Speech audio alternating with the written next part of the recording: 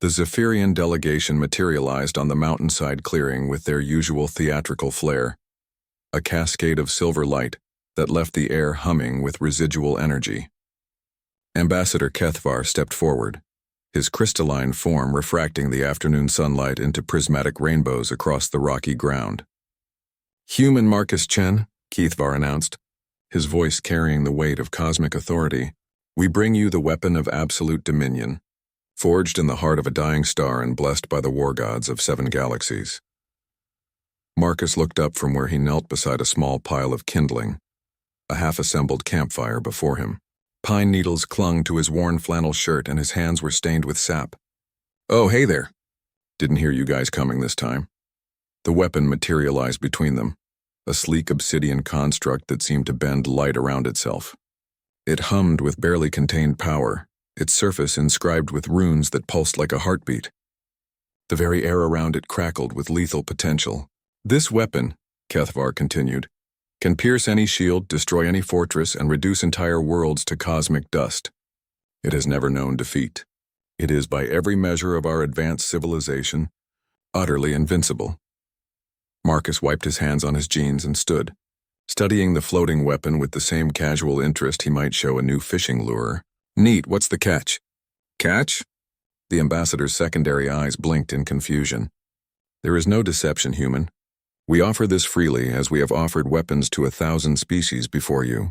The Draconian Empire used our gifts to conquer 3 star systems. The Hive Collective eliminated their rivals across an entire galactic arm. And you want us to do what exactly?" Kethavar's form brightened with anticipation. "Humanity has shown unusual tactical thinking. We are curious to see how you will wield ultimate power. Will you forge an empire? Eliminate your enemies? Reshape the galaxy according to your will?" Marcus scratched his beard thoughtfully. "You know what? I could actually use this thing." The Zephyrian delegation exchanged what passed for excited glances among energy beings. Finally, a species that would appreciate their gift. Marcus reached out and grasped the weapon. The moment his fingers touched its surface, the runes flared brilliant white. Power coursed through the device, enough energy to crack moons, to turn gas giants into expanding clouds of plasma. Kethvar leaned forward eagerly. "Yes, feel its might. How will you use it to—" Marcus knelt down and carefully positioned the weapon beneath his pile of kindling. "What are you doing?" Kethvar's voice rose several octaves. "Starting a fire," Marcus replied matter-of-factly. He adjusted the weapon's angle slightly. "These mountain mornings are getting pretty chilly, and this thing puts out some serious heat. Should work perfectly." "You cannot." The ambassador's crystalline form flickered in distress. "That is the weapon of absolute dominion. It has conquered galaxies." "Yeah, but I just need to roast some marshmallows." Marcus pulled a bag of the white confections from his backpack. "Want some? I've got enough for everyone." The entire Zephyrian delegation stood in stunned silence as Marcus used a stick to carefully position his kindling over the cosmic weapon. The ancient runes continued to pulse, their star-forged power now dedicated to the humble task of heating wood. This is not how it works," Kethvar whispered. "Every species we have encountered has used our gifts for conquest, for dominion, for—" "Look," Marcus interrupted gently.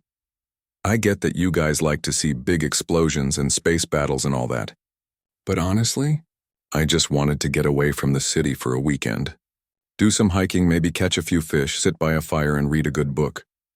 He gestured toward the mountain vista spread below them, miles of pristine wilderness unmarked by war or conquest. "I've got everything I need right here. What would I want with more galaxies? I can barely keep track of my own neighborhood."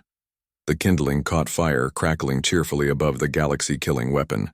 Marcus pulled out a worn paperback novel and settled onto a fallen log. "Besides," he added, threading a marshmallow onto a stick, "if I use that thing to conquer stuff, I'd have to run an empire. You know how much paperwork that involves? I'd never get time to enjoy places like this." Kethvar watched in growing bewilderment as Marcus began roasting his marshmallow, with the focused attention most species reserved for their war councils. But what about your enemies? Your rivals? Surely you wish to eliminate those who oppose humanity." Marcus shrugged. "My biggest enemy right now is probably my student loan debt, and I don't think even your Galaxy Buster can help with that. Your people could rule the cosmos." "Why would we want to? Have you seen how the universe treats its rulers? They're all stressed out, constantly fighting, never get to just sit and watch a sunset. Marcus pulled his marshmallow back, examining its golden brown perfection. No thanks. The Zephyrian delegation huddled together, their forms flickering with agitated energy as they conducted a rapid conference in harmonic frequencies beyond human hearing. Finally, Kethvar approached the campfire.